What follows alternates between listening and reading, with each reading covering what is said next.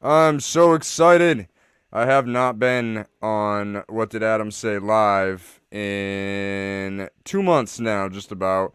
I've kind of taken a little hiatus on it. I started a new show called High Talks. We stream every Sunday at 9 p.m. Me and my best friend, well, one of my best friends, Matt.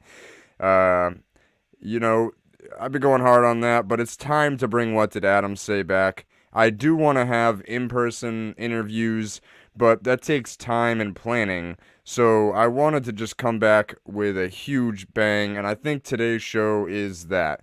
It's going to be controversial to some of you. That's okay. If you have questions, please ask questions, because today's guest is Alex from Bay Staters. Bay Staters is an organization here in Massachusetts that is fighting against the war on drugs and, more specifically, to legalize psilocybin mushrooms. If you don't know, psilocybin mushrooms have already, in the short amount of time they've been studied, been shown to have ridiculous benefits for your anxiety, depression, and your brain in general. We'll get more into that on the show for sure. Make sure y'all share this, follow the page, and let's do the damn thing. Wait, what am I doing? Created a movement, won't ruin what you are pursuing. But I wake up every morning, never yawning, cause I wake up with the intent to make the day my bitch. And I don't need it, you talking, so just shut your lips. Cause I'ma make it, yeah, I'ma make it, I'ma make it, I'ma make it. Lord have mercy, I'ma make it. I wake up with the intent to make the day my bitch. And I don't need it, you talking, so just shut your lips. I'ma make it, yeah, I'ma make it, I'ma make it, I'ma make it. Lord have mercy, I'ma make it up. This shit is crazy, right? This shit is crazy. This shit is crazy. After taking such a hiatus, I am back and better than ever, feeling amazing. I feel like this is so appropriate because I have been in a little bit of a slump, honestly. A little bit of a slump. I know you don't know me that well, Alex, but like my business, everything just kind of just seemed to tank all at once, and it was a lot on me mentally for sure. Um, One of the things that helped pull me completely out of that and get back to normal was getting back to microdosing mushrooms, psilocybin mushrooms. And for me, it just made me feel more like me. Now, I don't know what your experience is or how you got started, Alex. I definitely want to get into that. But for me, this was like game changing to even get me here. Because my depression used to be really bad to the point where I would be like, I have put a gun to my head. And at the worst of my depression, I put a gun to my head in 2013. It's all been much better since then, but it's sometimes you get into those places, and mushrooms always seem to pull me out of that. So I definitely want to start there for the people that are a little scared and worried about this conversation, and just start off by saying, how are you, Alex? How's your day been, man? Hey Adam, I'm doing great. Thanks so much for having me. And my day's been okay. It's been a rainy day, but Super. I've been tidying up around the house and taking everything in, and it's been a beautiful day as well. Yeah, it's these rainy days, sometimes they're hard to like be positive and motivated during the rainy days. But Yeah. when you do it, it's like it's wild because then you have a sunny day hmm and you get like extra motivated for the sunny days. Oh yeah. I Yep. miss farming though. Like last year we had complete crop failure, and this year I haven't started farming yet, so I'm like just itching to get out in the dirt. What do you farm? Hemp. Oh, that's right. Yeah. I knew We that we, about you. we Okay. grew 110 plants the first year, 2019. Last Nice. year we tried for 20,000. We planted Wow. too late though. We tried a direct seed and it was too late in the year, and we got a drought last year, so it was just complete crop failure. This year I'm looking. My goal is 100,000 plants for this year. Wow. So That's amazing. Good for you. I don't think I'll be growing for CBD this year for though. Yeah, I mean, And hemp's a beautiful thing in and of itself. So if you did that, that would be a gift for the world.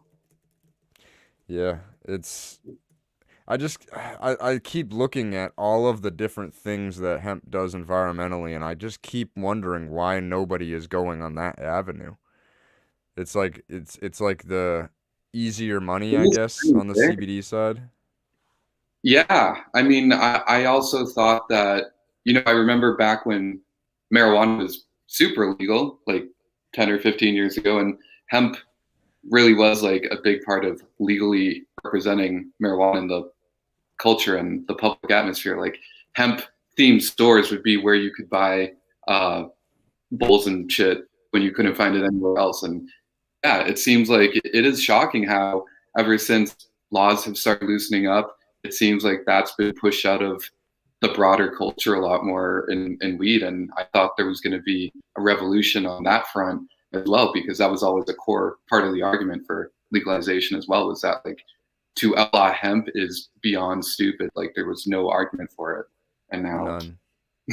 and now it seems to have been tossed by the wayside by a lot of people. So it's awesome if you could be one of those people that brings it back to the periphery. I know we were we were just talking about before the show got started about the history of hemp, and people don't realize that hemp is such a prevalent part of our country. Like you were Yep. saying, George Washington grew hemp, and you said it's it's oversaid. And I think to people like in the cannabis industry maybe, but for a lot of people like they really don't know that. Yep. And Yeah. I think that's wild. It's interesting how, because all that stuff was kind of not even controversial until the 30s, and then it got like really actively suppressed to demonize hemp and so many more drugs. And Yeah. that was really like the beginning on a propaganda level of the drug war. And uh, hemp, for some reason, just kind of like it was just too difficult to aesthetically separate it from marijuana. And they were like, hemp's got to go too. And I wonder how many businesses and people that hurt at the time, actually, now that I think about it, it's like, that must have been a thriving thing that was just like, nope, we don't like you anymore. Like the wrong people lobbied against you. Fuck you. I It's over. think I think it's a big reason for the decline of health in America. Mm. I think Uh, that if you really look at the history of it, like we were saying before the show, um, it was mandatory to grow hemp at one point in this country in the 1800s. You had to grow hemp or you could go to jail. And that's because they used it for hemp rope and the sails, and they used it for livestock. They used it for so many different things. And when they made it illegal is around when our health started declining as a society. yeah. Why do you think that is? Like, is that a direct thing, or do you think that's just incidental? So I think it's because the animals eat the hemp and then we eat the animals. Oh, okay, Now, animals are fed corn and soy and all this garbage right. and just fattened up instead of having nutrient dense amino acids in their hemp feed and cannabinoids. So then they're getting the cannabinoids, we're eating their meat, we're getting, well, I don't eat meat, but like those people are eating their meat and Yeah, getting their cannabinoids and whatnot. And it, I think overall made for a healthier people. yeah. That makes a lot of sense. Yeah, Kelly says I totally agree. Once they took it out of animal feed, our bodies took a toll. It can't be coincidence. There's no way it could be coincidence that we just pulled this out of our pharmacopoeia and out of our animal feed and everything. Just all of a sudden, just boom, it's evil Yeah, now. And all of a sudden, mental health and physical health and well-being in general just completely almost diminish as a country.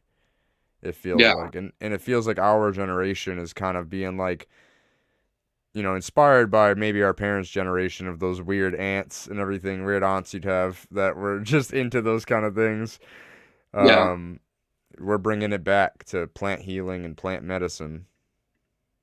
Yeah, it's a beautiful thing that the culture is changing, and I think it was kind of inevitable for our generation to bring it back around to those things too, because um, you know, our parents' generation, like we did have like those crazy aunts and stuff, but if you looked at the statistics of like the way most people lived in the 60s too, like the hippie movement and culture was not very broad, and a lot of people came to it after, embraced it after, or just like for the most part weren't a part of it. Like you had to be very unique and generally radical, like across the board to Hmm. embrace anything about the stuff in the first place. And now it's just like so normalized, like not very long after. It has been like sometimes people get a little cynical about the time period and be like, you know, they just like, were a flash in the pan for a moment in time and didn't do very much or affect very many things. But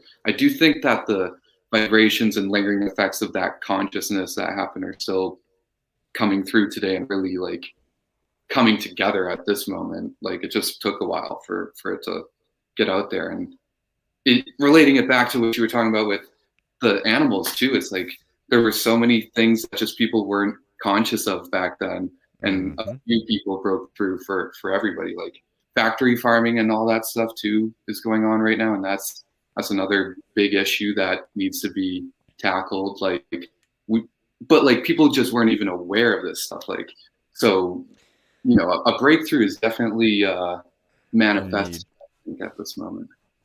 Yeah, I think we're becoming more aware as we look at science mixed with intuition. I think, a lot of people are getting more in tune with their intuition.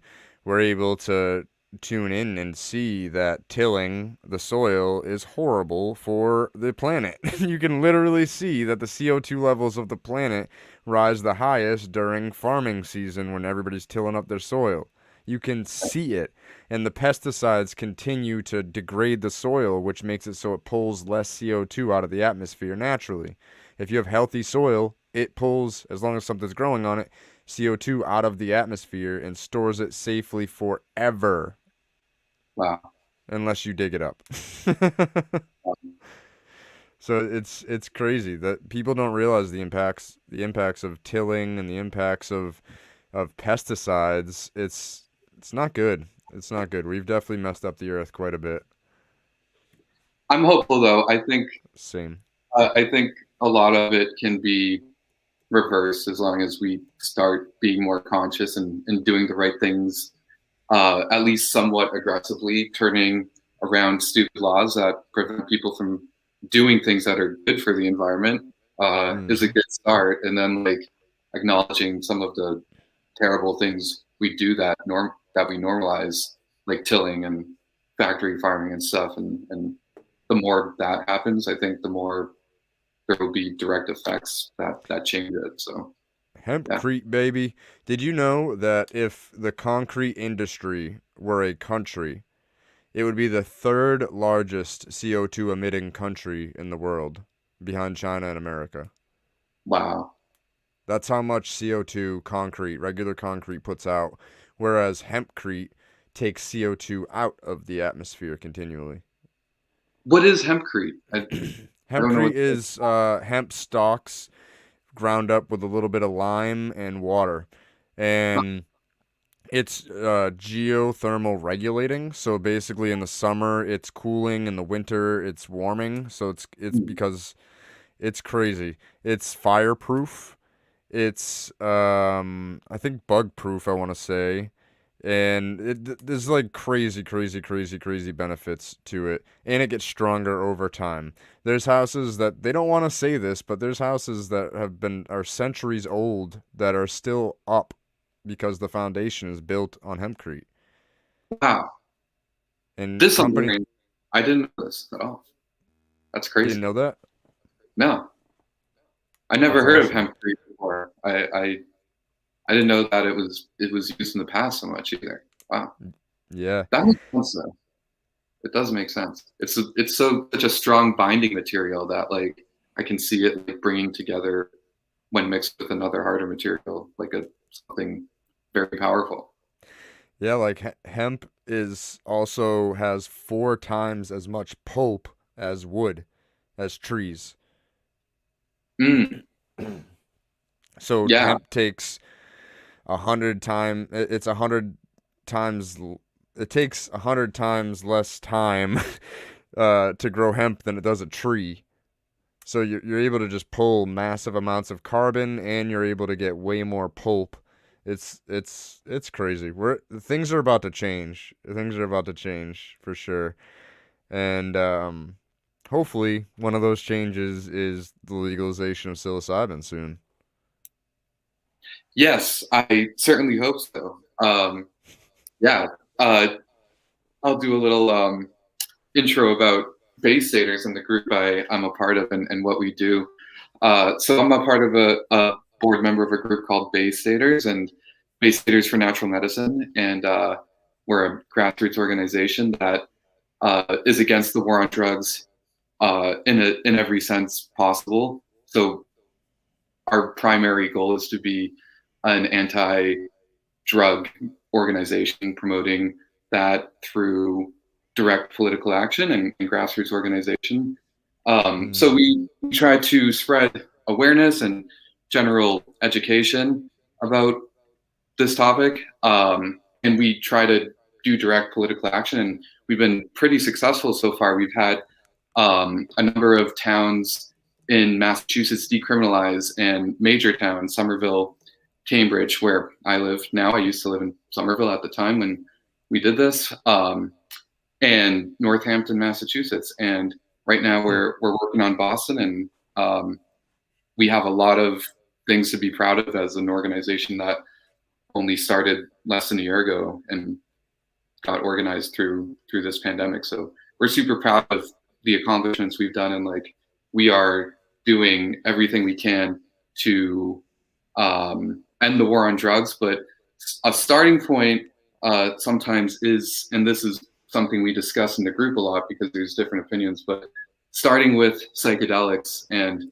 some things Hmm. that are easier to approach from an outset, just because in a lot of sense their benefits are so much easier to extrapolate and discuss and make an argument for. I understand that the war on drugs has disproportionately affected people of color in America, and that's why the biggest issue there is with the war on drugs, rather than sometimes an emphasis on those other drugs. But those other drugs need to come along as well, so the whole thing gets completely overdone and defeated once and for all. But and entheogenic plants are a good starting place for a lot of these situations when you're trying to decriminalize, because the benefits are so apparent for people that do it, especially something like psilocybin that's non-habit forming, that like does not fall into a lot of categories of things that people traditionally associate with what they mean by illegal drugs. Like it's a very good place to get your foot in the door of the Yeah, argument with. So it's a mushroom. It's literally nothing except a different type of mushroom. yep, it's a fungus grown in nature that you could hypothetically grow by accident. Like if And the people right don't know this, but yeah. in the wild, in New England, there definitely are um, psychedelic mushrooms that grow in the wild in New England. If you look up the Amanita muscaria, the Super Mario mushrooms, those grow Oh yeah. wild. You can find Oh, those. You can walk through the forest and find a mushroom that you'll trip sack on. I didn't. Those are in New England. Yes. Wow, I didn't know that. I've never Yes. actually gone mushroom foraging, and I'd love to learn and go in that direction as well, because it's Same. so fascinating. Like these, you watch those slow time lapses of these things, and like you realize how alive they are and how much of a personality they have, and you appreciate them. Like when I was younger, I thought mushrooms were just kind of gross. I didn't like to eat them. I didn't like to look at them. The concept of a fungus I thought was like a disease, like an intrusion. Um, and now I think they're the most beautiful, amazing. Like you can't call them a plant; they're their own thing. They're a fungus, but they're you really see their personalities come through sometimes, and what they do. Like the different types of mushrooms like do very different things, and they're so multi-talented. I think they're just beautiful. I get the mushroom nerds out there, and I want to be more of one than I am. Same. I'm starting to be on a decent level that I'm like almost happy about. Yeah. So it's just an ever learning process. Would you Yeah. say that like our state is kind of compared to other states doing, the best or, in the best states for legalization of mushrooms? Um, well, Oregon decriminalized drugs, so like Everything. They're like, here, do it all. yeah, they're definitely the winners. And in typical fashion of Massachusetts history, like we joined the crowd, a couple people into it. Like we let other states like do the dirty work first, and then we come in that second round and be like we were always there at the beginning.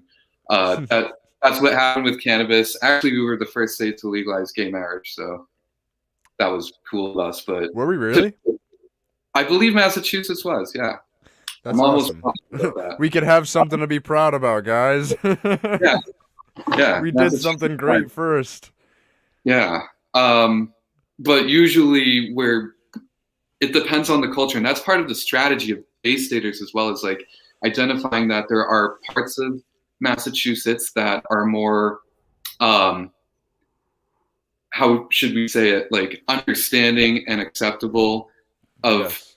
what's going on here, and approaching the city councils of those places first to pass resolutions that we work with and are in favor of is what the strategy is. And so getting these like representatively huge parts of the local culture on board before the state is just telling the rest of the state the direction this is going in. So Somerville and Cambridge are very representative of where a lot of, well, not Cambridge so much, but like where working class people who would work in Boston like actually came from. So like a lot of my friends and people I know like are actually from Somerville, and it's not just like that, like that's where the Boston people live. And um You know what that's else is there, right? In Somerville and Cambridge? what's that? Universities. Oh yeah, that I too. think I think that's one of the biggest reasons they chose Cambridge Yeah, because you have all the most prestigious universities there. Now they're free to not get arrested to study psilocybin. right. Yeah, I mean the Harvard Psychedelic Club was like where everything began historically. Wait, And excuse me, run that back. The Harvard Psychedelic Club? have you not heard of this? No. Oh, it's awesome. Like literally the beginning of the story of the anti-drug war movement kind of like began in a way at Harvard. They some of the first like LSD studies and tests were done there, and Timothy Leary was a professor of Harvard at the time who dropped out and became like one of the biggest pro drug activists, and he was the one that came up with the catchphrase "tune in and drop out," and like telling people to like get more conscious and like try to forget about the culture that your parents are setting forth for you and think on your own. And he was a big part of the 60s movement, and there were a number of other professors and people at Harvard at the time who were a part of that, who saw the direction things were going in and wanted to get ahead of it and encourage people to try LSD and psychedelics and mushrooms. And it really did all start at Harvard with in the Harvard Medical School with some of its professors, and turned into a beautiful thing. Yeah. So I'm proud of that as somebody from the local area, that like a lot of the beginning of this started around here. Although Timothy Leary is not everybody's favorite figure, he wasn't the only one involved in it. But I think it'll take Kurt was just saying he commented and said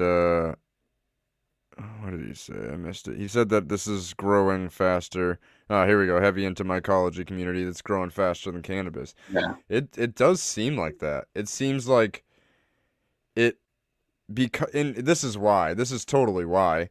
Because they spent 100 years demonizing cannabis. And everybody just looked at people who did mushrooms like they, all right, that one crazy time in high school that we Yeah. saw a dragon, but people never really like had this negative stigma about it. Whereas with cannabis, so many people, even in the mall, like at my kiosk, that I hear old people scoffing at me. Can you believe it? Cannabis in the mall. It's so Yeah. stupid. And I'm glad though, because it does seem as if the things you can prove psilocybin to do are easier to get to than the proof of what cannabis does. Like it seems much shorter term.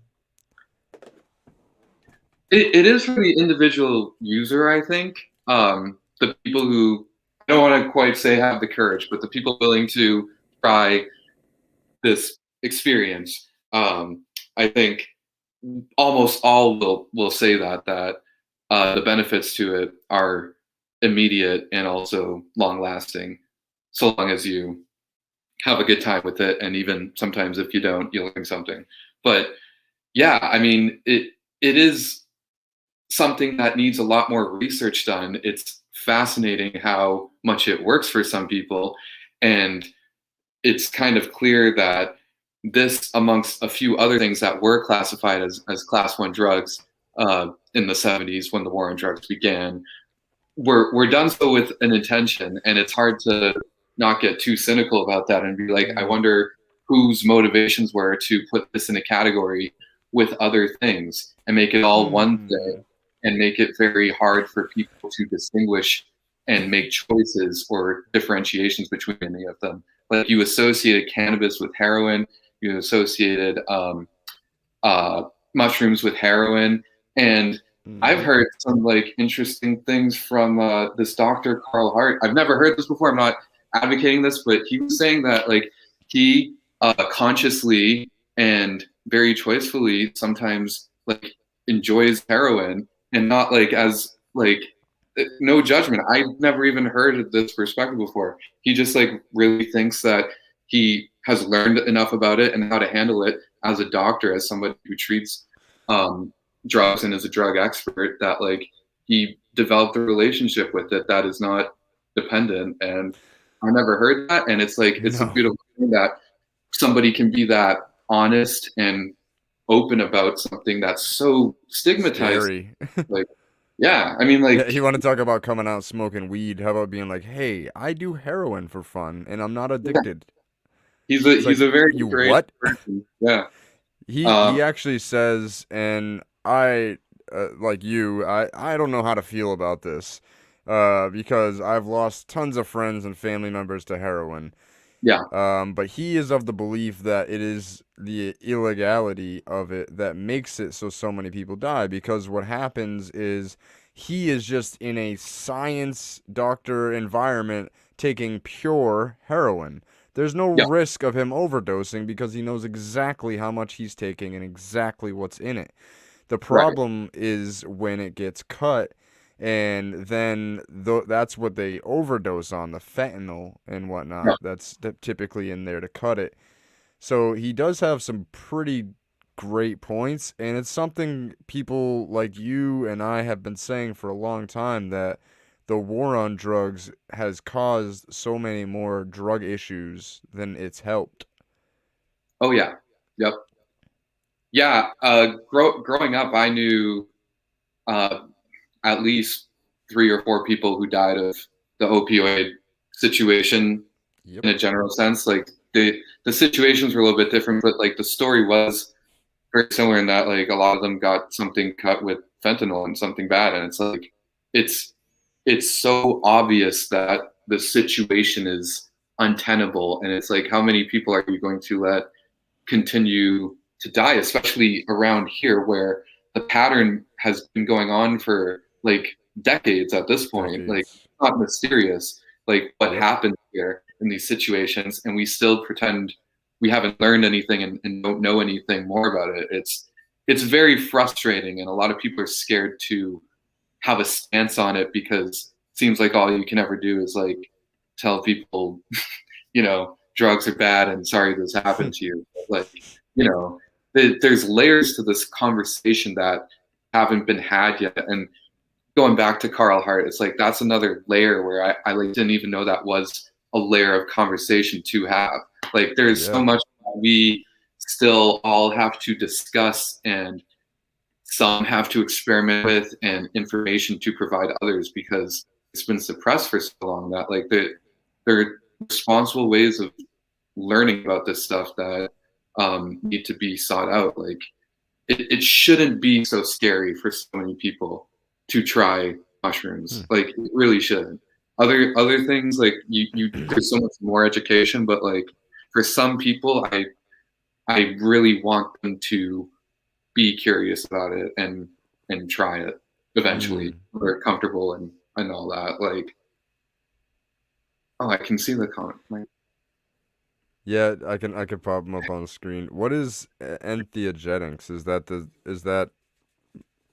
That's the formal way of saying like plant-based drugs and medicines. Oh, nice. That's Yeah, awesome. I did not yeah. know that word. Thank you for that vocabulary word, Kurt. Love you, bro. I Um, didn't po learn a lot. so poppies are included in that. It does make sense though, right? Because if you look at the pharmacology, I know maybe they had some stuff wrong back then, but they did have heroin in medicine back then. Yeah. Well, I'm watching this great show, The Nick. I don't know if you've seen it, but it's amazing. It's No. about like surgeons in like the early 20th century, like 1900, the year 1900, and like they would just like straight up inject you with cocaine like into your bloodstream, like all the time. And it was like, What? you know, yeah, like that's how they. I mean, that's kind of what I mean. Morphine is basically doing that too with True. basically heroin. So, but it's just gnarly seeing how casual that was back then. Like there is so much flipped on its head in terms of how we acted not too long ago, how we acted in the interim, and how we're kind of acting now. Like it, none of them like jived with each other in terms of transitioning very well. Those It's stages. I just got I was really just thinking about it. I don't know if you saw me just kind of being like, hmm, hmm. When you said 3 or 4 people that you knew have passed away from drugs, Yeah. it's probably 30 or 40 for me. Wow. I graduated from Plymouth Mm. South, and for some reason, I don't know, I have no clue why, but that town is just overtaken by heroin. Like I know, so I could just think. I thought of like 15 names without even thinking. Like just boom, boom, boom, boom, boom, like close people to me, and then I'm like, I could think. I thought of like another 10 after that. I'm like, I don't even want to think about this anymore. Like it's family Yeah. members I mean, included. Like I come from a family of addicts, unfortunately, and that's why this purpose that y'all have is so special to me too. yeah, that's beautiful. I appreciate that. Yeah, it's something that really needs to change because I think a lot of people like go into so many situations that everybody should be able to relate to. Like I the stories of how people go down paths of addiction are so different though sometimes. Mm. Like it's not like everybody is coming from the same place at the outset, and that needs to be remembered and understood by a lot of people because it's like I do feel like our society and culture is still like way too judgmental on people with addiction issues, and if so many more people were honest and admitted the truth about some of this stuff, it's like everybody would be understanding and more empathetic because you got those issues too, even if they don't Mm. manifest themselves in the same way as the next person who struggles and deals with it differently. Like that's part of it too, is like a consciousness level change about this topic that really needs to get through to people. It's not enough to just like get something passed and that works, that's good, but like it's got to be an education angle, understanding of like providing services for people, moving funds over from prosecuting people to mental health services. Like, don't just like do the right thing, and then more. Like, try to make up the difference of how the past went. Like that's what needs to happen to coincide with it as well. So, it's not any one thing. So There's a lot they have to make up. There's a lot of lives that have been unfortunately ruined. yeah, And yeah, some of those will never get back, unfortunately. And that's it's just something that a lot of people have to deal with, and hopefully someday we'll be made whole by like these organizations like the DEA and government organizations. This is why I have such a problem trusting the government, honestly, and even like Big Pharma had a big hand in the illegalization of all of this plant medicine, obviously for profit. yeah. And it's scary how much power they have.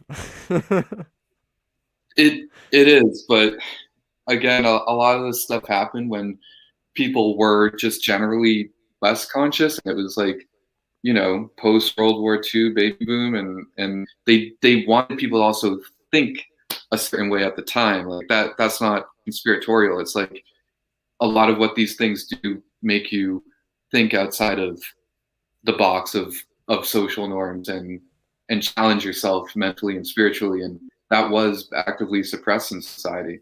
And it kind of makes sense why the interests of authority figures would want to generally suppress this in the first place. It wasn't always the case historically. Like, you read Food of the Gods by Terence McKenna, there's well documented instances of many cultures and societies in the past, like, understanding the place for drugs, and of some extent, and why they fit into their culture and society at certain times. And we got to return to some of those previous eras of humanity, because they were better, like in some aspects, like in some spiritual and social aspects. Like, there are things I think a lot of people agree we need to return to, and stop pretending we've made this progress that isn't necessarily real in a lot of aspects. Yeah, it goes to like how much medicine there is, like a pill for every ill, and it just seems to mask it up, because as soon as you're done taking it, all those symptoms come right back. So what is it really doing? Yeah, It goes to like even the amount of vaccines that kids get nowadays is like 8 times what how old are you? I'm 31. So we're the same age, yeah. So we probably got 6 vaccines. I mean, I got like another 8 in the military. So like that's a lot, but all at once too. Oh, But yeah. Um but these kids nowadays get like 45. really? Yes. I didn't know that. It's ridiculous. There's so many on the schedule. So many on the schedule. And it just kind of worries me, like long-term effects. And I don't know, there's so many more kids that I notice with anxiety, and all these kids are sick all the time, and ear infections and tubes in their ears, and I don't know. It freaks me Yeah, out. It all freaks me out. It's like too much. It's like you say, we have to kind of go back to what we know works with the information that we now have, because we can use what we know worked in the past, study it, get it perfected basically, and know exactly what it does. yep. It's like There's it's not abandoning one or the other, it's combining both. exactly, yeah. Like, there's work to be done in terms of doing the work of research, like proper scientific research, Yep. proper social experimentation. Like, it needs to be explored by the society so that the individual can explore it more often. And I do think we're getting there. I think, like, every as time goes on, like the cannabis thing, as frustrating as a lot of things have been for legalization for a lot of people in the past few years, like, it was a huge thing that I think a lot of us didn't think was coming at quite that time, and it's really put a lot of other things on the map as well, and a lot of Mm. attitude changes that are going to have lingering effects that reverberate. So I think it's been an overall great thing that happened, and I think it is spurring a lot of other things, and it's also providing a framework of things we want to avoid. Like there is a lot of things about the cannabis industry and the way it works that are just repulsive to the group in general, and people in general.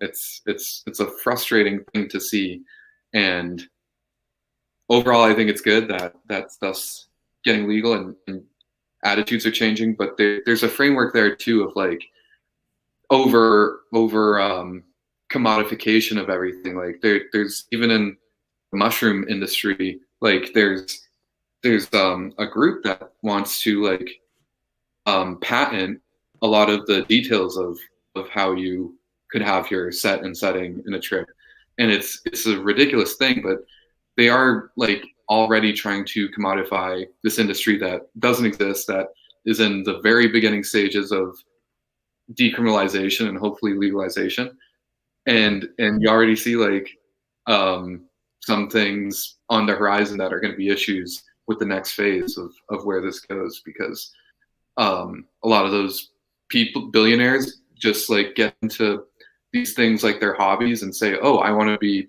the mushroom guy, and then like throw $1 billion into lobbying and doing something that you never really gave a shit about in the first place very much. And then it's like, all right, this is my thing now, and I'll start suing people who take mushrooms. Like that's what's going to happen one day. Is my prediction. Like you're going to get sued by there. No, I'm just kidding about that. But that problem is real though. Like there are like patents already for the set and setting thing, and like maybe there will be patents for like certain formulas of. I don't see how you could do that. That would be so ridiculous because it's all natural. But like, who knows what the lawyers of the future will think? What they'll probably do is patent psilocybin, so that way, no matter what, if you have McKenna or penis envy or anything, it's all still patented under the government as That would be psilocybin. ridiculous. It's a natural, like it's a natural chemical. Like nobody, I don't think you can patent a natural chemical. So that seems out of the question. But Or they're gonna synthesize, because psilocybin converts to psilocine. psilocine in Yeah. your liver. So maybe they'll synthesize psilocine and then do that. They're gonna try some shit, because that's what they did with cannabis. You know, like they Right.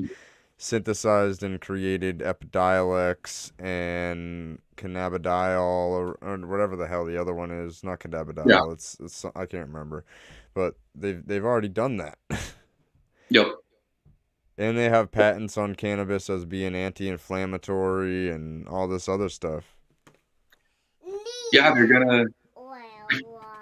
Come here, baby. Really? You just come in yelling? Oh, hello. Apparently she's excited about werewolves. Marinol, that's the other one. You're a punk. Nia. Nia werewolf? Yeah. Phone? No. You going night nights? Yeah. Alright, give me a kiss. Mwah. Love you. Say bye. Bye. Nia werewolf. She's so funny. Is that her name? Nia? Nia, yeah. Oh wow. That's awesome.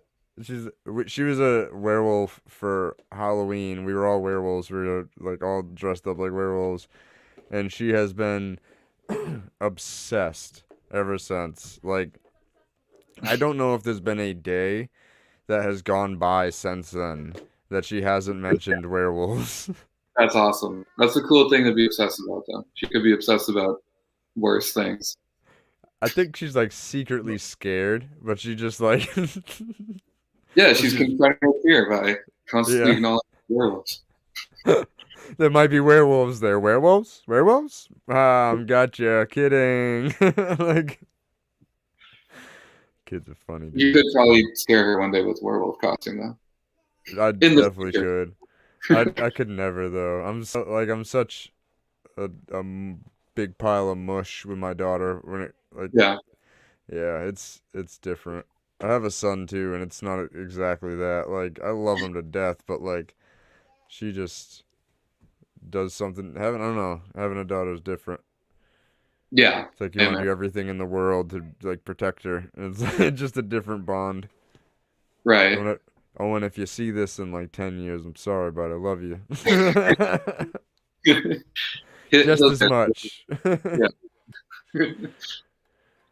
I just um, feel like I wish I was into werewolves back then. I, at two, damn, like, nah, I don't even know. I don't even know. That's funny. Kelly says her daughter loves werewolves and howling. She does that too. We like howling in the woods and stuff like that. That's Kids are awesome. funny. It's she's a wild one. We just I don't know, different, very different from how I was raised for sure. Yeah. And part of that is being around all of this.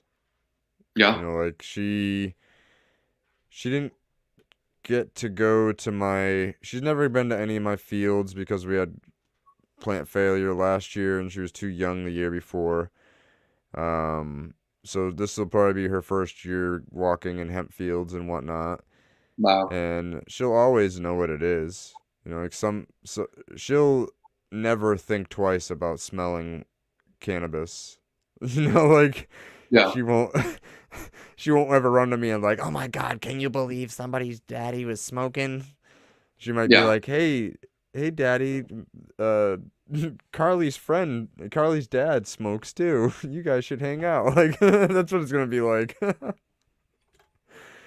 Like my fiance's mom says like, "Oh, so you'd want her to smoke someday?" And I'm like, "If she wants."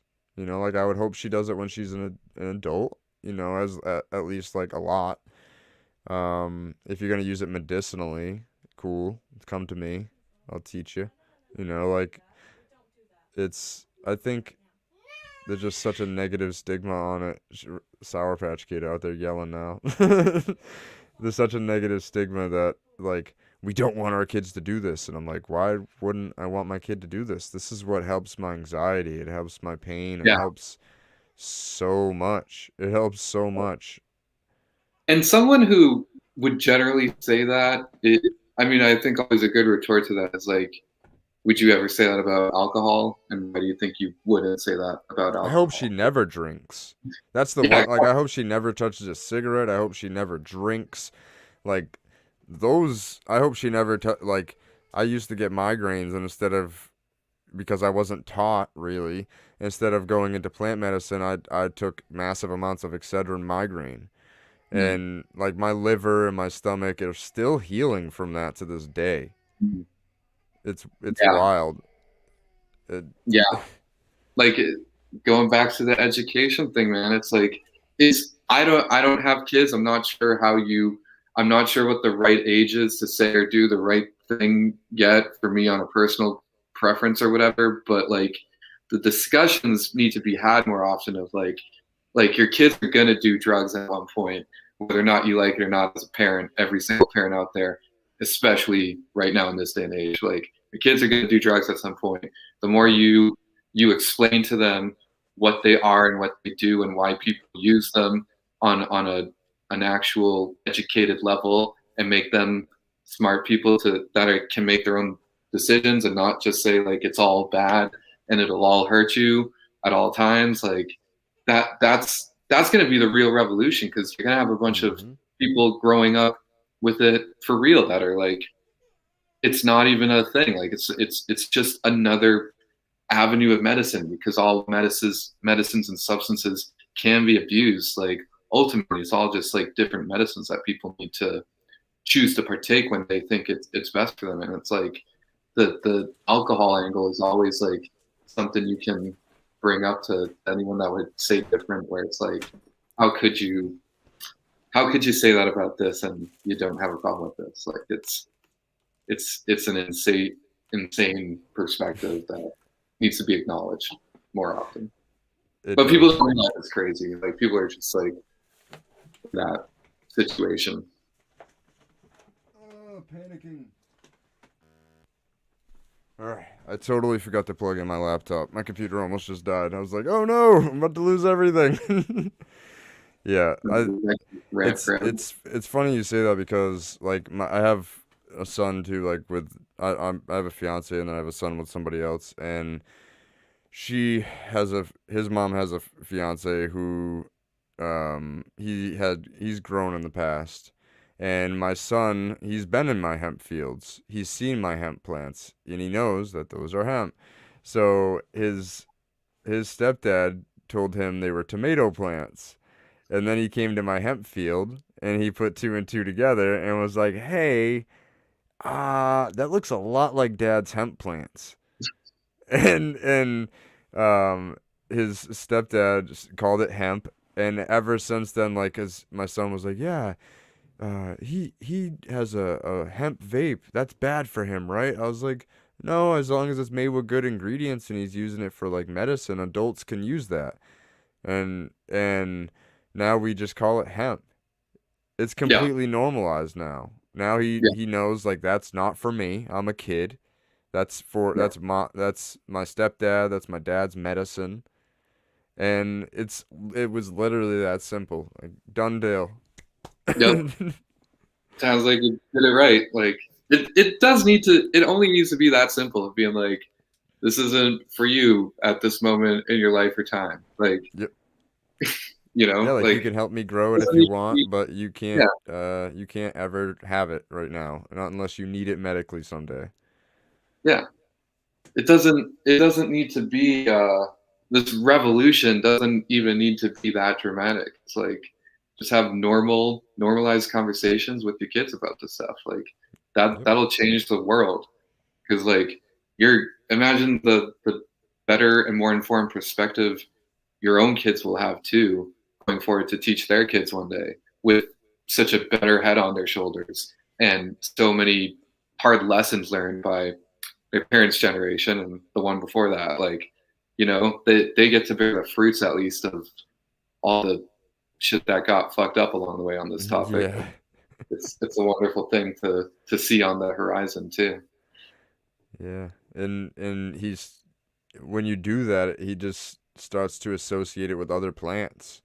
Once you Yep. teach him about other how, like, ginger is good for you and elderberries, and these are just plants, just like hemp.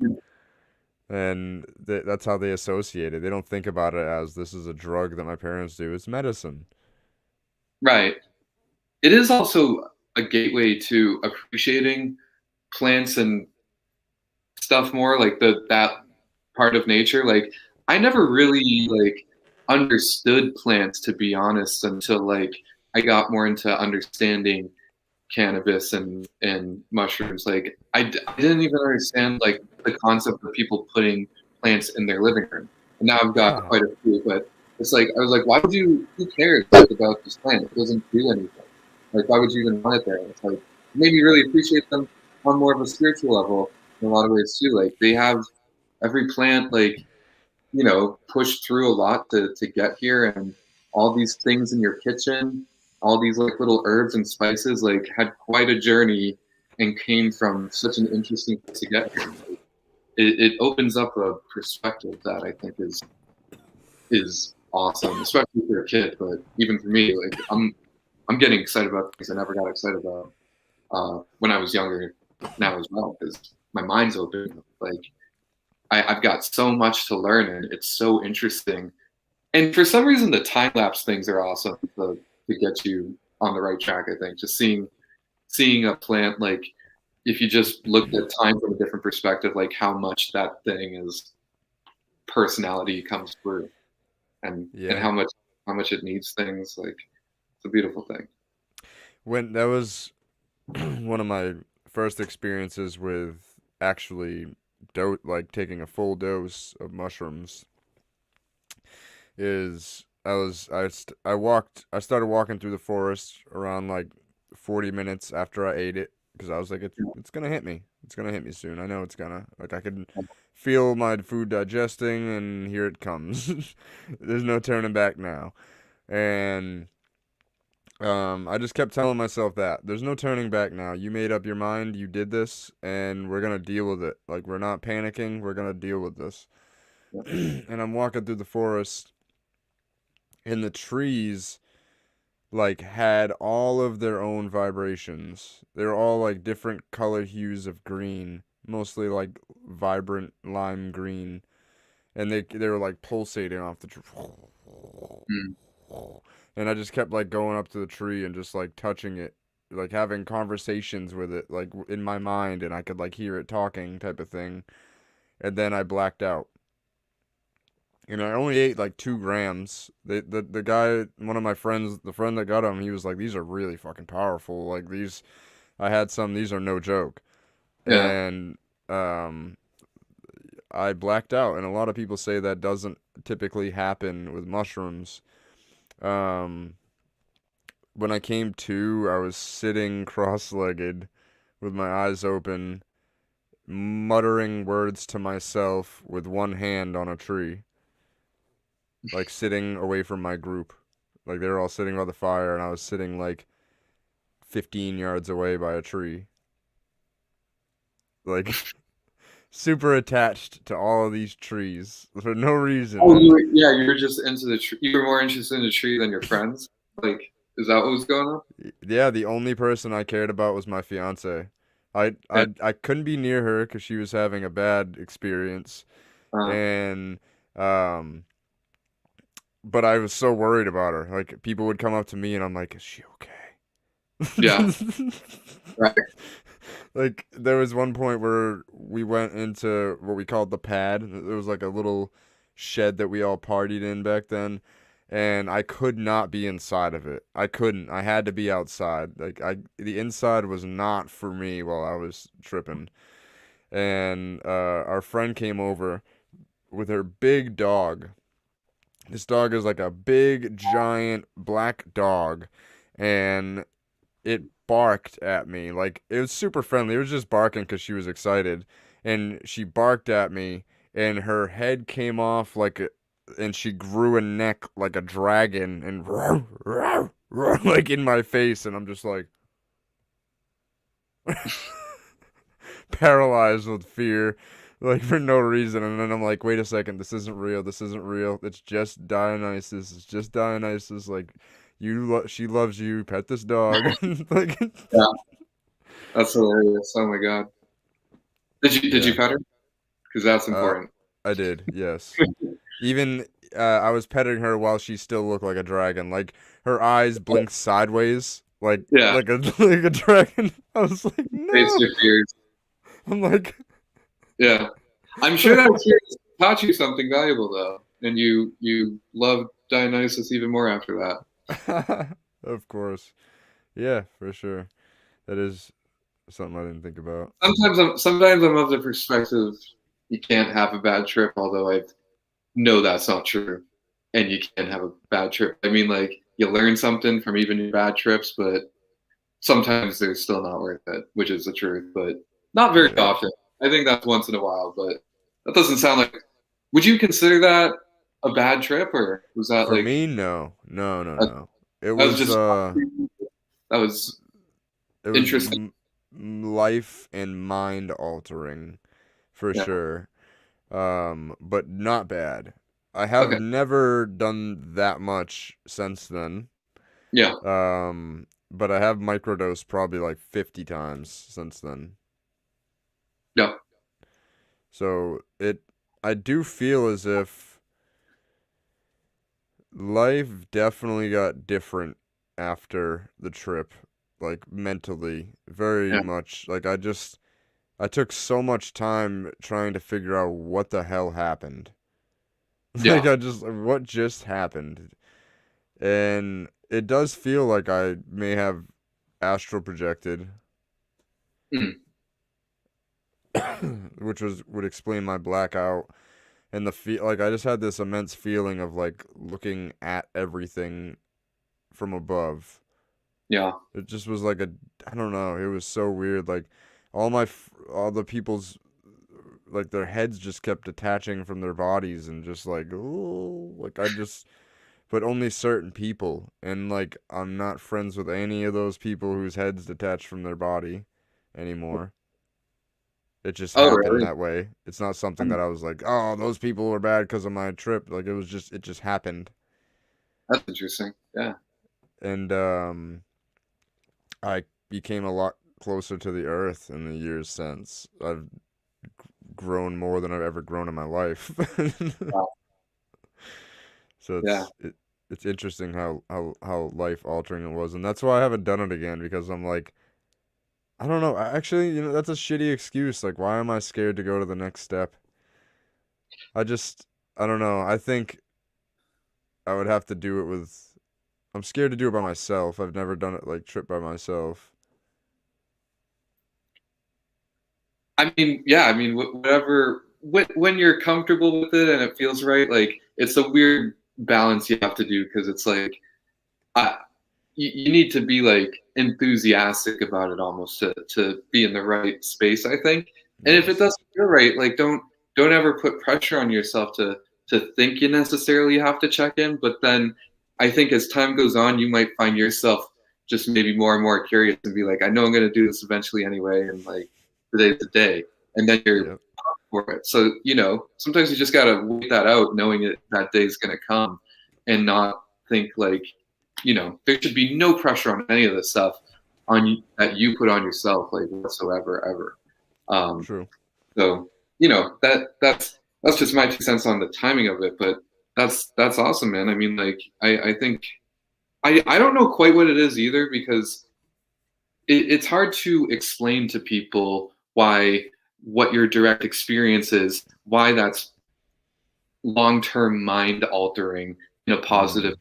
direction. Like you try to explain like your visuals to somebody and they're like, I don't know what you're supposed to get out of that. And you're like, me neither, but it changed me forever, like for the better. Like I don't know exactly what you're ever supposed to get out of it, but it the experience of knowing that life can be that beautiful and also immaterial, and how understanding firsthand how powerful your mind is, and how again going back to beautiful. That's the biggest thing for me. Is like I feel like the part about it that it helped me break through with was understanding and appreciating how beautiful things could be. Like Hmm. everything was just so beautiful. Like you seeing and appreciating trees like that. Like it's a thing people should take in more often and really feel that way about trees. Like it is crazy that they exist and we depend on them so much, and they're like almost just these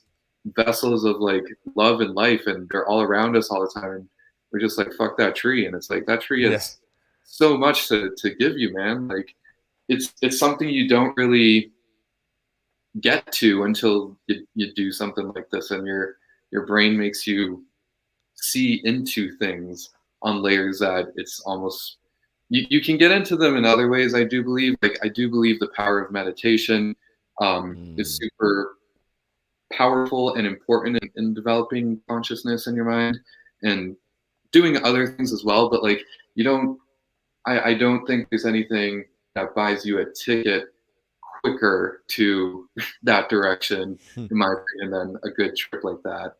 And that's an awesome story. I'm glad you experienced all those things that you experienced, and I think you'll probably get around to it again in the nearest future. So that's Yeah. awesome. I'm excited to see what would happen now because that was like 4 years ago, maybe Yeah, 5, something like that. So it's been a long time. I've done a little over a gram and gotten to like the party mode, yeah. like hanging out with friends. And what I notice is when I get to that mode, my body refuses to swallow. Like And we last time we were all having this party, they ordered this Asian food from this lady in their neighborhood. She makes it and like delivers it so, like out of her house. She's trying to like get a food truck and whatnot. So it is delicious. They've done it before. I can't remember what it's called. I think we're actually supposed to go over their house soon for some more. So, but they got it and I'm eating it and I'm just sitting there chewing one bite. It's like 10 minutes later, it's pulverized in my mouth and I'm like, That's there's hilarious. people all around, and half of them did mushrooms, half of them did not. Yeah. And I'm sitting there like, Yeah. nobody noticed me.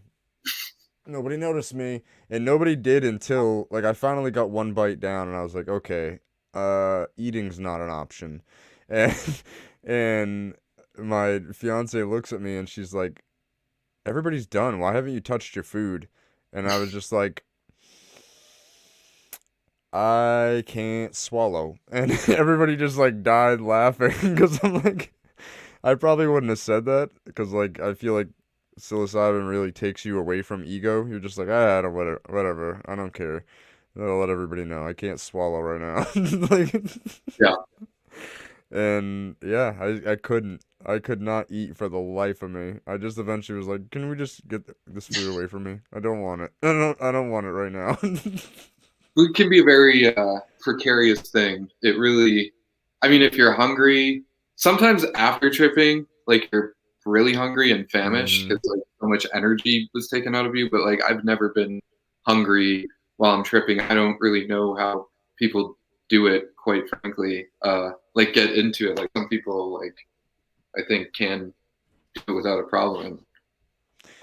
Good for them, but it's also better to like just keep your stomach empty though while you're tripping anyway, I think. Like Yeah. maybe there's nothing more to that, but that might be a thing. I'm curious about Nate, Nate. Yeah, that's interesting. But empty stomach while tripping. I've also heard that vitamin C helps to ease it on your stomach. that. Um to ease it, like does it Yeah, because for a lot of people, me especially, from all that Excedrin, my stomach's jacked up, and it's mm, very sensitive to a lot of things. Even regular mushrooms sometimes upset my stomach.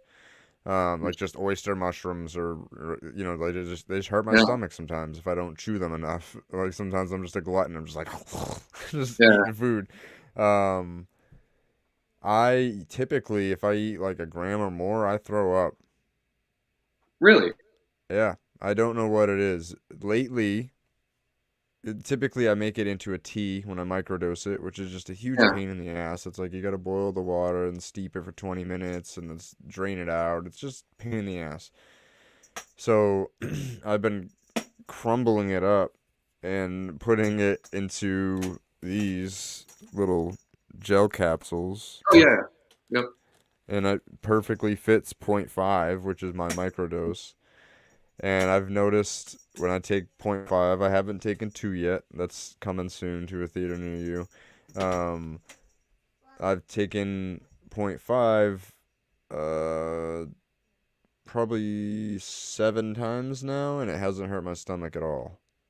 Nice. Okay. So when it's crinkled up to almost dust, it doesn't, my Yeah. body doesn't, it digests it You easier can and put it that works in the for me. shake too, or the very first time I feel like I properly tripped, I was in Thailand and it was like on the menu, it was like a mushroom omelet and it tasted delicious. I was like, there's like a cuisine I think that will come about one day of this. Like I know it tastes like shit, but there's ways of getting around it that I think like people need to get more creative with. Like the capsules are great. I microdose with capsules as well, and just like powder hard stuff. Like it's very easy to do, but yeah, I just usually chug like some Gatorade because I don't like the taste of them either. I don't think if anyone tells you they do, they're telling you the truth. Like, but I didn't know they affected people's stomach like that.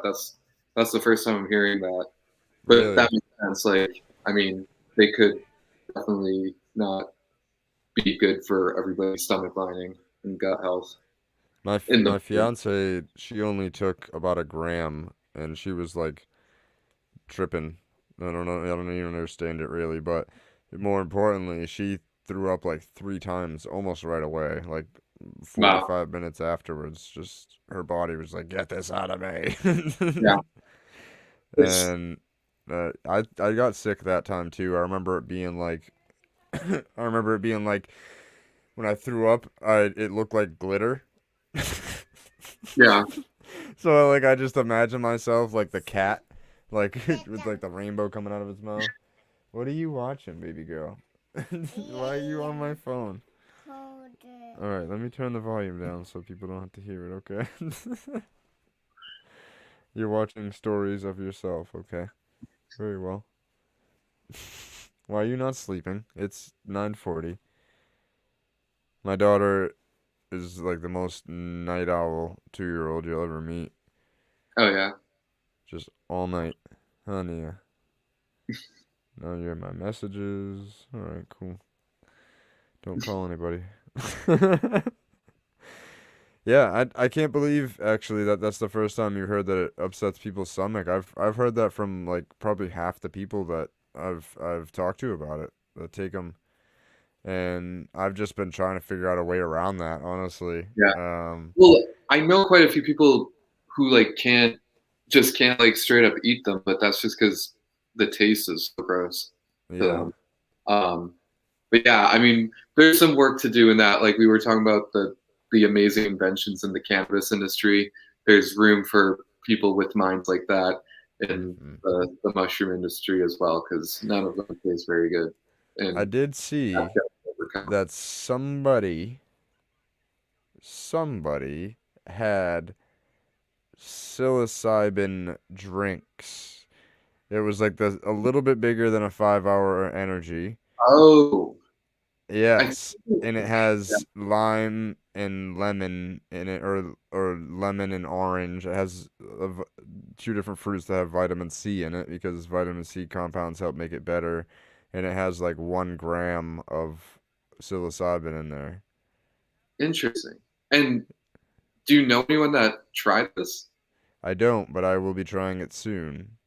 Oh yeah, are you gonna drink the whole thing? Like I you think gonna? so. That's why I was saying like I haven't done a gram in a while, but it's coming soon. Like if the next time we're at hanging out with our friends and doing that, I'm gonna probably bring those and be like, hey, let's try these instead, and like nobody will get sick because there's Yeah, no mushroom body. It's the fruiting body of the mushroom that has a protective casing around it that makes people sick. Certain people. right. Yeah. So you can Okay. avoid that if you just have psilocybin, Yeah. which is I really mean, easy to I've synthesize. never heard of it in a drink form before, but that's although the second time I did it, it wasn't like a milkshake, but he like powdered it up. Oh. I wonder. Yeah, I'm just so curious about this drink and what it looks like It's in terms it's of I'll if definitely you get hold your it. info after the show and I'll send you one or Oh, I'll sweet. Okay. yeah. I wasn't going for that, but okay. Yeah. We it's it's I'm interested to try it. I think it's gonna be Yeah. bomb because I have heard that if you eat um citrus with it makes it more intense. So Hmm. I haven't tripped in a few months now myself. Um, and when I trip, I usually like trip hard. Like I usually do 3.5 grams, and I do an eighth at a time. And um, I'm curious about like sometimes I just like will eat one like a potato chip instead of even measuring out the microdose. So like as how I microdose sometimes because I think my tolerance has gotten. I don't know if that's even true though for psilocybin. To be honest with you, maybe I don't know if you build like a bodily tolerance for it. You don't. That's the thing. I mean, you need. That's why you need to space it out. Like if you trip like that, you need to wait 2 weeks. So yeah, I heard the tolerance builds fast to psilocybin. yeah, that's why you can't go overboard with the microdosing either. Like I I only do it like once a week rather than twice a week myself because of Mm. that. Like I just feel like I get more out of it doing it the one time. rather than twice. And I've been off my schedule lately too, but it's a great thing. Like I'm sure you tell people the benefits of what microdosing does for you as well, and that's Yeah. awesome. I want more people to try it and experiment with it themselves in their lives. And I do think it's a very different thing than LSD microdosing, which I tried as well. I feel like microdosing mushrooms just really does help your your psyche a lot more Mm, directly. And yeah, like the biggest thing is depression too. Like it really clears the cobwebs from my brain and makes me feel like I'm resetting in a positive way every time I microdose. So I hope your audience gives it a shot if they haven't. yeah, I agree. Um, it's it can be a little bit of a scary thing at first because it I guess the non-stigma of it makes it so people just are so they don't know anything about it. Yeah, And hopefully this can open some people's eyes if you've ever wanted to try it. Hit up a trusted source and definitely try it out sometime. There's some amazing studies being had about how it literally can like reset the synapses in your brain and the way your brain fires when it reacts to PTSD and depression and anxiety and resets these things. Not covers them up, resets them. So like the PTSD doesn't matter as much. It's still there. I've felt it. Like when I had to find what my microdose is, you end up taking zero point 0.8, zero point 0.9 instead of zero point 0.5, and you're like, all right, went a little far. Ah, shit, tree's moving again. Like it just it just happens that way, and then you end up. I took it. I took like zero point 0.8 too late one time, mm, and I was laying in bed just crying like about something like traumatic in my life and just smiling while I'm crying like I don't really care about this anymore. It yeah, just was like such a beautiful, painful thing. And like nobody noticed. My fiance was asleep. I just was by myself, just smiling and like bawling my eyes out. And I just was like, this is so beautiful and intense. Like it's crazy. yeah, yeah.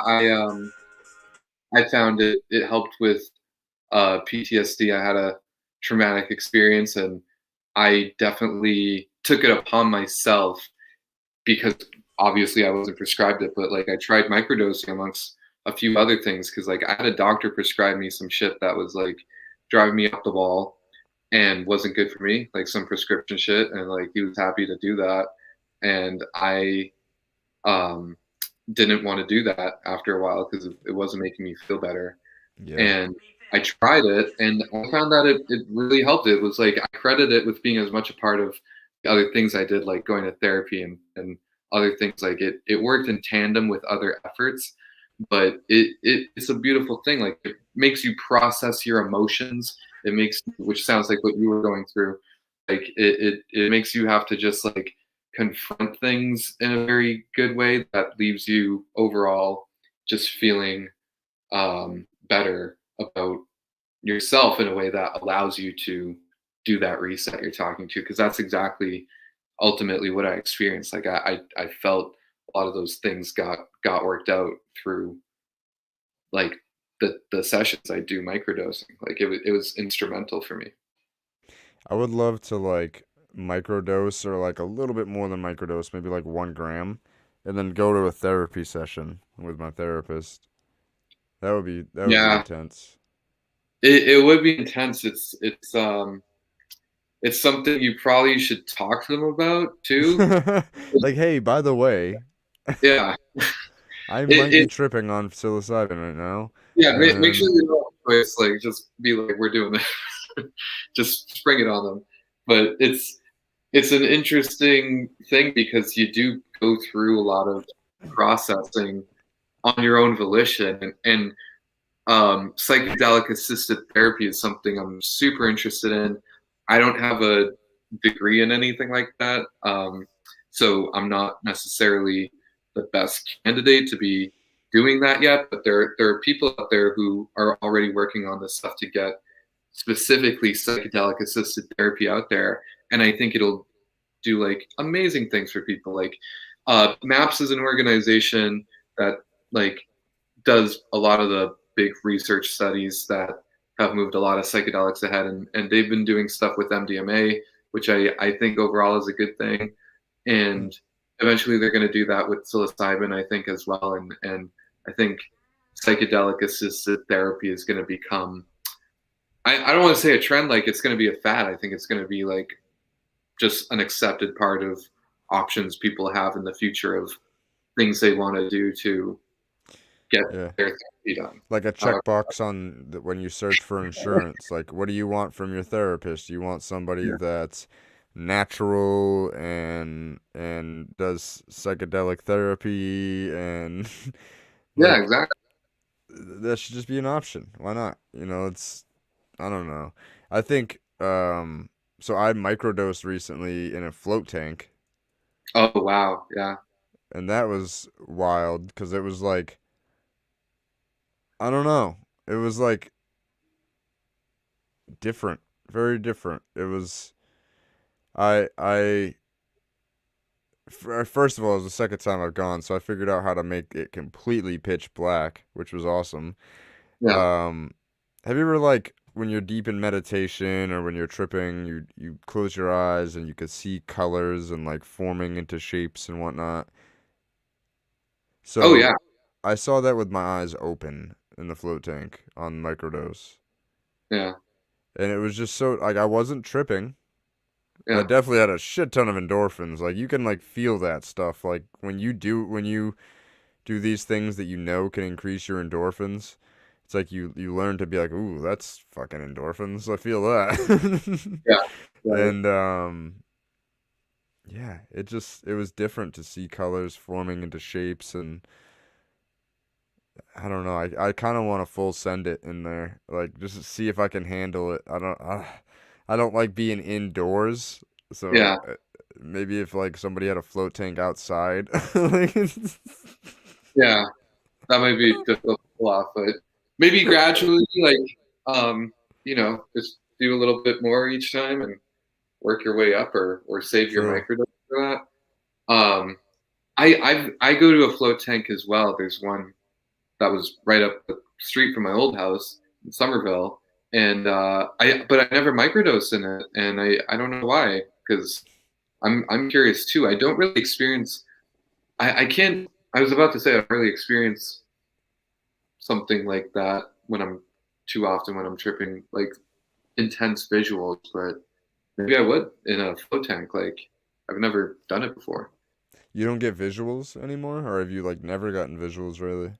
Um, no, I get visuals, but they're just like kind of what's in front of me taking on like a different like wavy form, but I don't like really explicitly not see anything that isn't there. Like that's never Mm, um, which maybe I just haven't done enough, but I think people just have different brains for some reason, and just some people have different experiences. Like I have tripped hard and I've experienced things, but I've also just never like seen something that I wouldn't say I'd see if I wasn't tripping.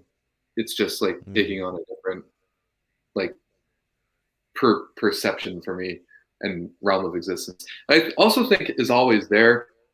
I'm not sure if this is hard science, but I believe that there is so much like vibration and so much going on in life itself constantly that our, you know, genetics over time learn to tune out because it's overwhelming uh, as an experience, and that's what you experience when you're tripping a lot of times. Like you're seeing the actual aliveness and things down to the molecule that you are trained by your own biology to not be experiencing all the time, so you can move forward and handle other tasks. Yep. And you're kind of reverting in a way, but that reversion is so positive because it's allowing you to see things for what they actually are, for the first time in your life, or a place you can go back to that's always there. Like that's what I think is going on, that is so spiritually connecting for people, is that like, this is real, like this is what things in Really are. generally look like and really are. And yeah, it's hard to go back from that after Yeah, and experiencing it's one of those things that's it. like, is it on this plane of existence, or is there another plane of existence that like exists over this one? Are there like infinite planes of existences that live over each other? Like, does, entering into a trip like that put you onto a different plane forever? Is that why my life changed?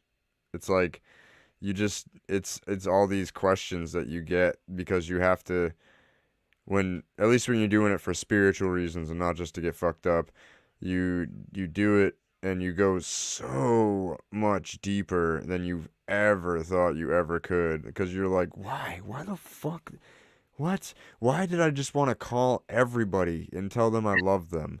Like, babe, babe, babe, babe, call my dad, I need to tell him I love him right now. It's like, what the Well, hell, like.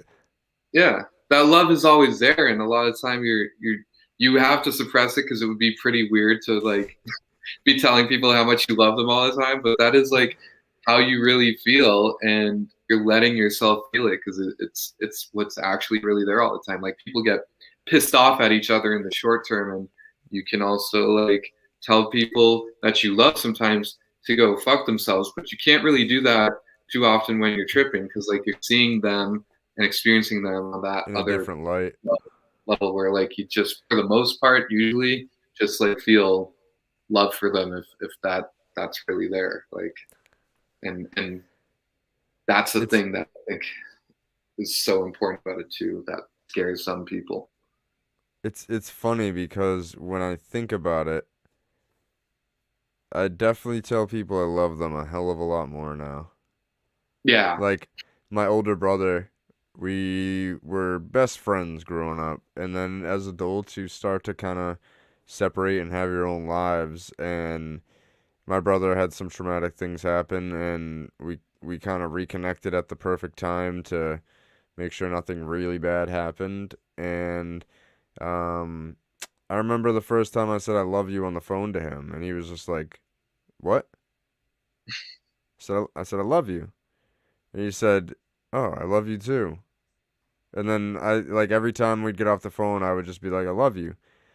I love you too." And then like after like 5 or 6 times of it, he was like, I said it, and he's like, "You're one of like 3 people that says I love you to me."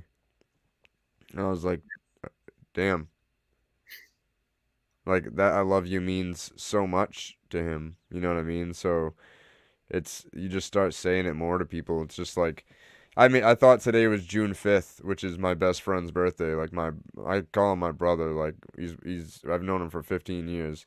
And I sent him like a big message telling him like how much I love him and how proud of him I am and blah blah blah. He's like, "Wrong month, bucko." And I was like, "Fuck."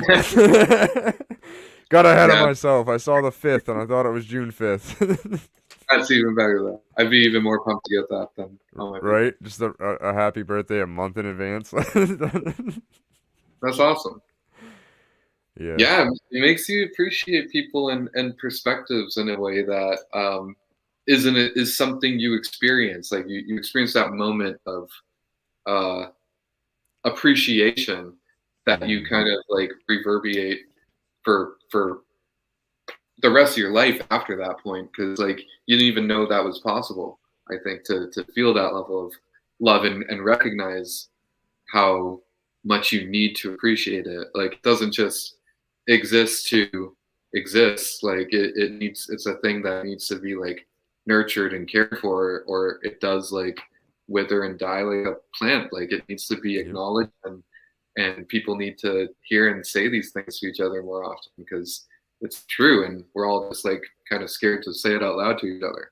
And when we get through that fear, it's a beautiful thing. Like people connect better and are like it. I mean, like you were saying too, like very few people actually ever hear that, and it makes a big difference. Like the even just being kind to people. Like I know this sounds corny, but it's true too. It's like there's so few people who ever experience like moments of genuineness and kindness in their life. Like it sounds like that's not true, but that's true for a lot of people. And like the little bits you can give somebody go a long way with some people when you don't necessarily see it yourself either.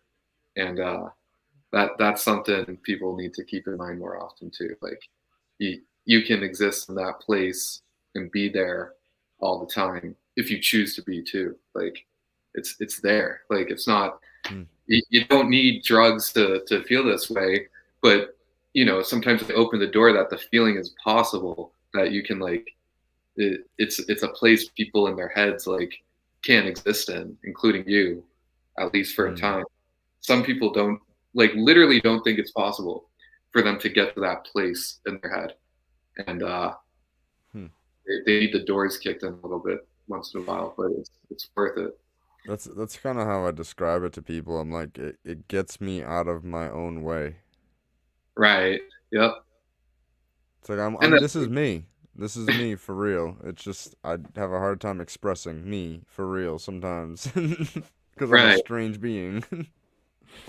No, it's hard. Most people don't know who they are, and Yeah. that's like something that's very uncomfortable for most people to acknowledge or talk about, because like the work you have to do to answer that simple question that you feel like you should be born knowing is something that a lot of people have trouble coming to terms with. Like that's the work of life, and it's much harder to acknowledge your problems in the first place to work through than just to keep going and always moving forward, but not in like a positive way. Like moving forward without like taking the time to settle in on the things about yourself that need to be worked on, and the things that um, are dark about yourself. Like you work some of this stuff out too, and it gets you somewhere fresh as well. Like you acknowledge and don't have shame to the extent that you did anymore either, because you see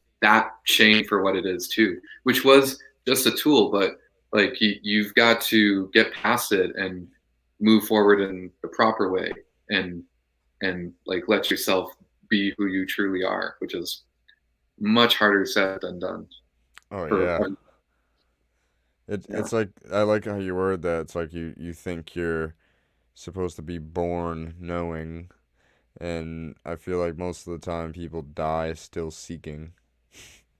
So you never get the I mean, answer to what you're. still seeking. I don't think you ever like really arrived there, but a lot of people like just also like want to suppress their curiosity about it. Like don't Yeah. want to admit that they don't know who they are, Yeah. and that you have a problem, because it's like I you never change. I'll never change. I'm the same person. I stay solid. Like, no, you're just stubborn. yeah, yeah. I mean, a lot of those people are often posturing, and it's easy for other people to see through who Yeah. have worked on this stuff more. And I do think the general public like is looking to better themselves, which I find good and inspiring. Like sometimes all the self-help stuff in the culture, it's a little corny, but I think it's good and important for people. And I do think we're living in a time too, and especially people our age, like want to actively really do want to learn who they are and challenge themselves and do things, and like um, do things that scare them. Like I think that's more often the case than not the case for at least our age of people in general, and younger people too. Like a lot of that fear is dying out. I think that was so persistent in the culture, and that's part of what we're seeing with the social dynamics going on as well too. Like there's some very clear dividing lines of values between older people and younger people today, and it's not, in my opinion, the same thing that it always was. Like I think there's relationships to Yeah. society itself that are really being changed dramatically right now. Yeah, like when it's not just like a bunch of college kids doing mushrooms, it's like adults with lives and jobs and Yeah. businesses and kids that are being adults and doing all those things still while they eat a little bit of mushrooms together and explore deeper sides of each other's like personalities and energies and whatnot. It's It's definitely interesting. I wish I could get all of my friends to just trip with me. That'd be cool. Like, let's learn about each other for real. Let's do it. Yeah, I tried that Let's too. take And I down had take down the veil for a second. some people not that I don't think I'll ever get on board with that. I still love Oh, them. I don't think I'm ever going to trip with some people, and that's okay. But it makes me a little sad. yeah, same, But same. it's not for everybody, and you gotta be respectful of people who um, don't want to do it. But I, I I wish they all would. Um, At least because once, yeah. like Try it out. the times I have, I've grown. I'm like always spiritually connected for the rest of my life. The people I tripped with, even if I haven't talked to them in years, like I'll always remember those particular moments with them in ways that are very hard to articulate to anybody else for the rest of our lives. Like it's just like, yep, like we went through that together. Like we experienced the same thing at the same time and saw each other for who we really are. And not too many people get to say that in general or to people about each other, whatever that means for those two people. So Yeah. Whew. I definitely. Huh. I didn't think about the first trip. Like I said, I most of the people I don't talk to, but this last time when it was like 1 point something, it definitely. I feel like I've definitely got a lot closer to all those people that did it with me. It's so weird how that happens. It's like we become the fun guy. yeah, I mean you do. I think that's part of it. Like you've heard of the stoned ape theory, right? Yeah, how they found mushrooms and that's why we have like fire and everything. Yeah, I mean, well, it's just that's also where we developed empathy and compassion. A lot of the things that intrinsically make us human. Like I believe there's something to that. Mm. In that, you know, you get connected to those grounding, natural, spiritual parts of life and existence that are always there, because this thing like really does enter your body and grounds you. Like it's all. It's not even like a. It's so like almost corny how blatant the metaphors are to how literal the experience is. Like you are in it. You are truly in nature when you're tripping in a way that is like Unlike anything. not complicated through almost any other possible experience. I think it's like it's the difference between being in nature and being like a part of it. Like you Yeah, realize that this isn't separate from you. Like this is you. You are a wild forest and this is like I don't know. It's just like this tree saw your ancestors. yep, It's just you probably don't even think about that unless you're tripping on mushrooms like right. Yep. Well, my mind's always thinking weird things like that, but but I don't think most people do. Yeah, it's fascinating how the places your mind goes, you as an individual, but people in general have very similar thoughts and experiences that don't really come up too often as conversation pieces when they should come up more often. Like it's all integral to your being alive, and um, a lot of people need to come out of the closet on this issue, I think, and be more public and open about uh, smoking cannabis and trying mushrooms, because I think that that's how you get that nature integrated into society. Like it's got roots and it knows where to spread itself once you put the seed in, like a plant. Like it'll reverberate and go to these places it needs to get to. It won't touch everything. Like it's not supposed to do that, but its roots will get huge and it'll expand and like a Yeah. beautiful tree, like really be there. I like that. I feel like that's a beautiful way to end this. Sure, man. Before Great. we get going though, because I just looked up and saw an hour and 40 minutes. I didn't even realize it was that long. All it's good. it's it's crazy how these conversations go. We definitely get up and microdose together, and when Yeah, when man. you're feeling better about everything. Um, Yeah, much better these days, but yeah, we'll do that. that's good. That's good. Um, but before you go, definitely tell the people where they can find you and where they can find Bay Staters. Oh yeah, sure. So just follow Bay Staters on Instagram, and that's where a lot of our direct outreaches. Like it's the best platform. We've got a Bay Staters for naturalizing medicine on Facebook as well, and a website baystaters.org. So uh, yeah, those are the places you can find us. That's awesome. Yeah, I actually just joined up, I think. So I don't know if there's like a initiation process or I'm Um, just kidding. no, no, no, I'll make sure you get in. Yeah, you're good. And Oh, yeah, I'm definitely excited to start coming to meetings and oh learning yeah. more Yep. about the legislative side too, because I don't think people realize how much power they have in local legislation, realistically, Yeah. and you can make a big difference if you just know about it. Most people just don't know and don't know how easy it is to just call their senators. It takes 45 seconds.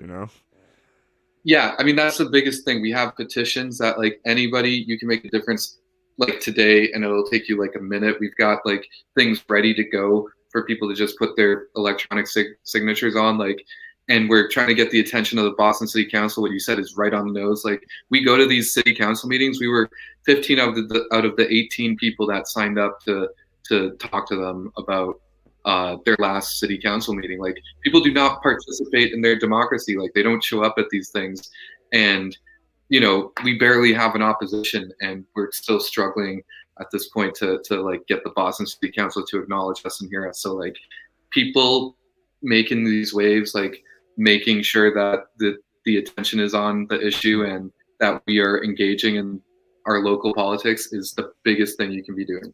So yeah. Yeah, I really wonder how Taunton feels about psilocybin. I might have to talk to the mayor, see how Yeah, she's feeling.